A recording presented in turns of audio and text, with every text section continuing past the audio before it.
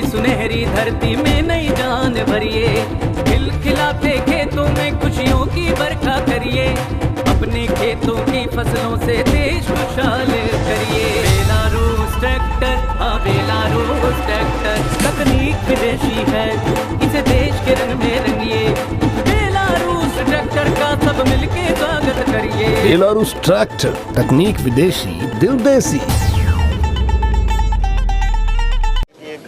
है उसके साथ जो हुआ उसको लेकर के अभी तक पूरा परिवार और ये लोग बोलते हैं न्याय की उम्मीद लगाए बैठे हैं। प्रदेश में पिछले 6 सालों से जंगल राज है।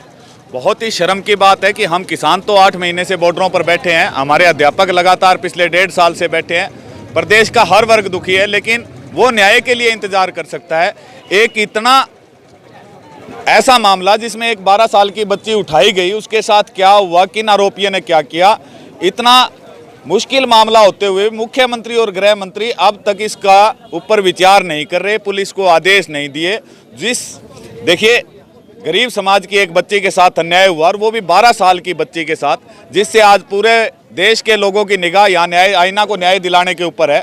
और उसमें आज इतने दिन गुजर जाने के बाद भी हमारे प्रदेश के गृह मंत्री और मुख्यमंत्री का एक बयान नहीं आया, या डीजीपी का एक बयान नहीं आया कि हम लोग इन्हें गिरफ्तार करेंगे। यही हालात जिला पुलिस प्रशासन की है।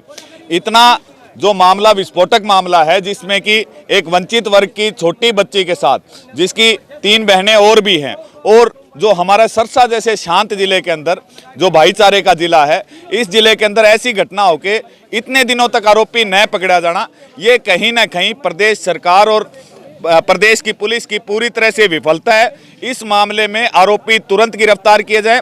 पहले तो मांग थी हमारी कि SHO रानिया को हटाया जाए, लेकिन जिस हिसाब से पुलिस अधीक्षक सिरसा ने इस मामले के ऊपर कार्रवाई नहीं करी, जो अपने आप को बड़े बताते थे कि शहर के अंदर जगह जगह इन्होंने चौकीदारी कर रहे हैं या PCR लगाई है, इतने गंभीर मामले के अंदर पुलिस अधीक्षक ने कोई भी गंभीरता नहीं दिखाई, जिससे कि आज जो है पूरा जिला यहाँ पर इकट्ठा है। कल को पूरा हरियाणा और पूरे देश के लोग आईना को इंसाफ दिलाने के लिए निश्चित तौर पर एकजुट हुए हैं। और जब तक हमारी इस बच्ची को इंसाफ नहीं मिल जाता, क्योंकि प्रदेश के अंदर ये एक तरफ तो सरकार कहती है बेटी बचाओ बेटी पढ़ाओ का नारा देती है, दूसरी तरफ बेटी को सरेआम गांव से, अपने गांव से उठाया जाता है, और पुलिस इतने दिनों में उसका सुराग, उसकी हत्या कर दी जाती है, उसका सुराग नहीं लगा पा रही है। तो इन लोगों की बेटी बचाओ बेटी पढ़ाओ की नीयतें साफ है। ना इन लोगों का बेटी बचाने में कोई नीयत है, ना बेटी पढ़ाने में कोई नीयत है। इन लोगों ने केवल भ्रष्टाचारी से और लोगों पर अत्याचार करके अपनी सत्ता चलाना इन लोगों का।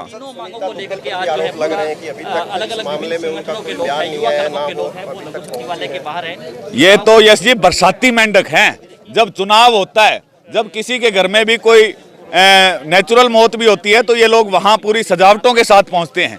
लेकिन जब चुनाव का समय ना हो, जब इन वोटरों के ऊपर जिन लोगों ने उन्हें वोट देकर देश के सर्वोच्च संसद तक पहुंचाया, उनके ऊपर इतना बड़ा जुल्म, जिसके मामले में सारा आज सिरसा एकजुट है, और वहां सिरसा से सांसद का एक भी बयान नहीं आना। उनका फर्ज तो बनता था कि वो मौके पर उस घर पर पहुंच के उस परिवार को सांत्वना दे, उस परिवार को सरकारी सहायता की घोषणा, सांसद के पास पावर है अपने सांसद कोटे से, उस परिवार को घोषणा करती। लेकिन घोषणा करने और पुलिस अधिकारियों को आदेश देती, क्योंकि वो दिल्ली से वैसे आदेश दे सकती है हमारे किसान आंदोलन को कुचलने के लिए, लेकिन इस बच्ची को न्याय दिलाने के लिए दलित समाज से होते हुए भी सांसद का यहाँ पर ना आना, परिवार की सहायता ना करना, पुलिस को दिशा निर्देश ना दिलाना, ये क्लियर कट इनके अमानवीय व्यवहार को दिखाता है। ना ये महिला के प्रति संजीदा है, ना ये बच्चों के प्रति संजीदा है, ना कर्मचारी, ना किसान के प्रति संजीदा है। पहले तो इन पे लानत है। यहाँ पे जो MP है, यहाँ की सुनीता दुग्गल है, यहाँ के MLA हैं, उस पीड़ित जब इनका इलेक्शन का टाइम आता है, वोट के लिए सभी गाँव के अंदर चले जाते हैं। आज उस पीड़ित परिवार के घर कौन गया? कोई शासन प्रशासन वाला गया है?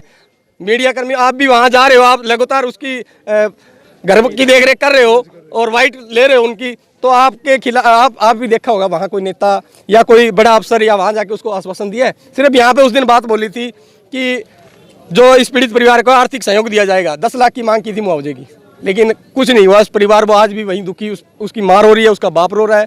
लेकिन बाप ने भी यही कहा, बाप की रात वीडियो एक वायरल हो रही, देख रहे होंगे, वो रो रहा है कि मुझे आर्थिक सहयोग नहीं चाहिए, मुझे मेरी बेटी के लिए इंसाफ चाहिए बस।